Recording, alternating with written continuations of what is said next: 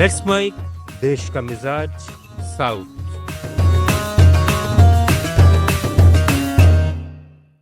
Let's mic देश का मिजाज और खबरें दक्षिण भारत से। तमिलनाडु के कोयम्बटूर में एक कॉलेज छात्रा के अपहरण और सामूहिक बलात्कार मामले में अन्ना डीएमके ने पुलिस की कार्यशैली पर सवाल उठाए हैं।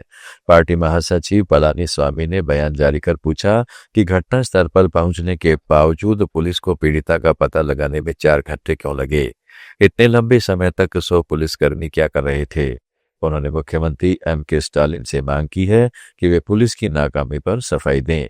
गौरतलब है कि रविवार रात हवाई अड्डे के पास 3 युवकों ने पीड़िता को अगवा कर हवस का शिकार बनाया था।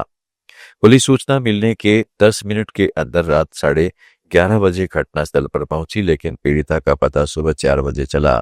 तीनों आरोपी भागने की कोशिश में गोली लगने के बाद गिरफ्तार हुए थे। कर्नाटक राज्य महिला आयोग ने पुलिस को निर्देश दिया है कि राज्य भर में महिलाओं के लापता होने, बलात्कार और संदिग्ध मौतों के सभी मामलों की जांच गहन होनी चाहिए। आयोग की अध्यक्ष नाग रत्ने ने बेंगलुरु में हुई एक बैठक में कहा है कि हाल के वर्षों में बढ़ती घटनाओं ने महिलाओं की सुरक्षा पर गंभीर सवाल खड़े किए हैं और कई मामले अनसुलझे रहने से न्याय में देरी हो रही है। उन्होंने विशेष जांच टीमों का गठन करने और पीड़ित परिवारों को तत्काल सहायता प्रदान करने की वकालत की और थानों में महिलाओं के लिए अलग सेल स्थापित करने का सुझाव दिया। कर्नाटक के कलबुर्गी जिले में बच्चा अपनाने की प्रवृत्ति में बड़ा बदलाव आया है। पिछले 6 साल में लड़कियों को लड़कों से अधिक अपनाया गया है। महिला बाल विकास विभाग के अनुसार 2020 से 2025 तक विभाग के संरक्षण में 110 बच्चे आए, जिनमें से 54 को अपनाया गया। इनमें 34 लड़कियां और केवल 20 लड़के थे। जिला बाल संरक्षण अधिकारी मंजुला पाटिल ने कलाबुरागी में प्रेस कॉन्फ्रेंस में इन आंकड़ों का खुलासा करते हुए कहा है कि यह सामाजिक मानसिकता में सकारात्मक परिवर्तन दर्शाता है। आंध्र प्रदेश में देश का सबसे बड़ा भूतापीय ऊर्जा प्रौद्योगिकी पायलट प्रोजेक्ट आंध्र प्रदेश में स्थापित किया जाएगा। एनर्जी एफिशिएंसी सर्विसेज कंपनी की विजयवाड़ा में जारी आधिकारिक विज्ञप्ति के अनुसार अराकू घाटी और विशाखापट्टनम में 2 इंस्टॉलेशन बनाए जाएंगे जो भूगर्भीय गर्मी से बिजली और गर्म पानी की आपूर्ति करेंगे। यह परियोजना नवीकरणीय ऊर्जा को बढ़ावा देने और कार्बन उत्सर्जन कम करने की दिशा में महत्वपूर्ण कदम है।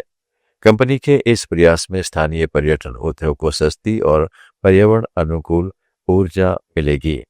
यह तकनीक देश के अन्य हिस्सों के लिए मॉडल बन सकती है। केरल सरकार ने सार्वजनिक सेवाओं में इलेक्ट्रॉनिक मोड के माध्यम से वितरित करने की दिशा में एक बड़ा कदम उठाया है, जो नागरिकों को घर बैठे सुविधा उपलब्ध कराएगा। आधिकारिक घोषणा के अनुसार अब जन्म प्रमाण पत्र, मृत्यु प्रमाण पत्र, भूमि रिकॉर्ड और पेंशन जैसे 50 से अधिक सेवाएं ऑनलाइन पोर्टल के जरिए मिलेंगी, जिससे कागजी कार्रवाई और लंबी कतारों से मुक्ति मिलेगी। सूचना प्रौद्योगिकी मंत्री पी राजीव ने तिरुवनंतपुरम में कहा है कि यह डिजिटल केरल पहल का हिस्सा है, जो पारदर्शिता बढ़ाएगी और भ्रष्टाचार को रोकेगी। हैदराबाद में जन्मी अमेरिकी राजनीतिज्ञ गजाला हाशमी वर्जीनिया की उपराज्यपाल चुनी गई है। वह इस शीर्ष राजनीतिक पद पर निर्वाचन होने वाली पहली मुस्लिम और दक्षिणी एशियाई है। हाशमी का जन्म हैदराबाद के दादवीर और जिया हाशमी के घर हुआ था। बचपन में वह अपने नाना नानी के घर मालकपेट में रहती थी। उनके नाना आंध्र प्रदेश सरकार के वित्त विभाग में कार्यरत थे। 1969 में जब वह 4 साल की थी तो वह अपनी मां और बड़े भाई के साथ अमेरिका चली गई। पुडुचेरी सरकार ने वरिष्ठ नौकरशाहों को अतिरिक्त जिम्मेदारियां सौंपी है। मुख्य सचिव शरद चौहान के सरकारी आदेश के अनुसार विकास आयुक्त सह सचिव कृष्णा मोहन अप्पू, जो GMUT 2009 बैच के अधिकारी हैं, अब स्कूल शिक्षा और खेल एवं युवा मामलों विभागों का अतिरिक्त प्रभार संभालेंगे। लेफ्टिनेंट गवर्नर की मंजूरी से यह फैसला लिया गया है, जो पहले से चल रहे कार्यों के साथ समन्वय बनाए रखेगा। यह कदम केंद्र शासित प्रदेश में शिक्षा और युवा विकास को गति देने की दिशा में महत्वपूर्ण है। देश का मिजाज में फिलहाल इतना ही। जुड़े रहिएगा लेट्स माइक के साथ।